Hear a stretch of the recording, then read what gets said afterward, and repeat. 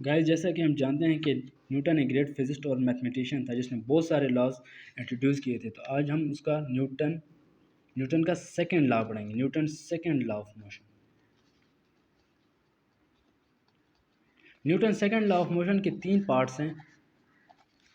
जो पहला पार्ट है वो ये है कि अगर किसी जिस्म पर फोर्स लगाई जाए तो जिस्म फोर्स की सिमत में हरकत करता है, जिसकी वजह से एक्सेलरेशन प्रोड्यूस होती है। दूसरा जो हिस्सा है वो ये है कि जो एक्सेलरेशन होता है वो डायरेक्ट प्रोपोर्शनल होता है फोर्स के। और तीसरा जो हिस्सा है वो ये है कि एक्सेलरेशन इन्वर्सली प्रोपोर्शनल होता है मास के। सबसे पहले पहला हिस्सा डिस्कस करते हैं। पहला हिस्सा ये है कि अगर लेट सपोज एक ऑब्जेक्ट है, जैसे एक फुटबॉल है, उसको हम थोड़ा सा किक मार दें तो वो आगे की तरफ जाएगा फोर्स की डायरेक्शन में, तो उसमें एक्सेलरेशन प्रोड्यूस होगा। दूसरा जो हिस्सा है वो ये है कि जो एक्सेलरेशन है वो डायरेक्ट प्रोपोर्शनल होगा फोर्स की, मतलब जितनी ज़्यादा फोर्स लगाएंगे उतना ज़्यादा एक्सेलरेशन भी प्रोड्यूस होगा। इसकी मिसाल हम ये ले लेते हैं कि एक हैमर है और हमने किसी नेल को किसी वॉल में हैमर करना है, तो हम जितनी ज़्यादा फोर्स लगाएंगे उतनी ज़्यादा एक्सेलरेशन पैदा होगी नेल में और आसानी से अंदर को धंस जाएगा। तो इसलिए फोर्स एक्सेलरेशन जो है वो फोर्स के डायरेक्टली प्रोपोर्शनल। इसका ये मतलब है कि जितनी ज़्यादा फोर्स लगाएंगे उतना ज़्यादा एक्सेलरेशन प्रोड्यूस होगा। तीसरा जो पॉइंट है वो ये है कि एक्सेलरेशन इन्वर्सली प्रोपोर्शनल होगा मास के। इसकी मिसाल हम ले लेते हैं कि एक रेड़ा है गार्बेज का, जो कि उसमें जितना गार्बेज नहीं है, और जो रेड़े वाला आदमी है वो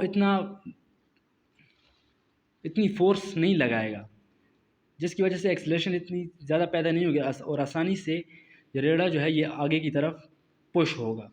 अगर इस गार्बेज वाले रेड़े में गार्बेज बहुत ज़्यादा है तो उसको बहुत सारी फोर्स लगानी पड़ेगी, जिसकी वजह से बहुत सारा एक्सेलरेशन प्रोड्यूस होगा, लेकिन मास बहुत ज़्यादा है तो वो आसानी से आगे पुश नहीं होगा, जिसकी वजह से हमें बहुत सारी फोर्स लगानी पड़ेगी। अगर हम इन तीनों पॉइंट्स को कंबाइन कर दें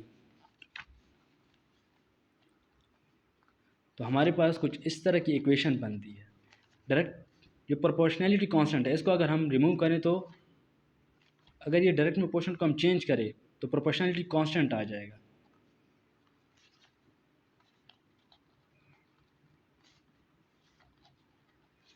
m को अगर हम एक्सेलरेशन से मल्टीप्लाई करें तो ये आ जाएगा, if we put the value of k which is equal to 1, तो ये हमारे पास कुछ इस तरह की इक्वेशन आएगी जो कि Newton second law of motion है। इसकी स्टेटमेंट ये है कि अगर किसी ऑब्जेक्ट पर या किसी मास पर फोर्स हम अप्लाई करें तो उसमें एक्सेलरेशन पैदा होगी, तो उस मास में एक्सेलरेशन पैदा होगी और वो मूव करेगा उस फोर्स की डायरेक्शन में।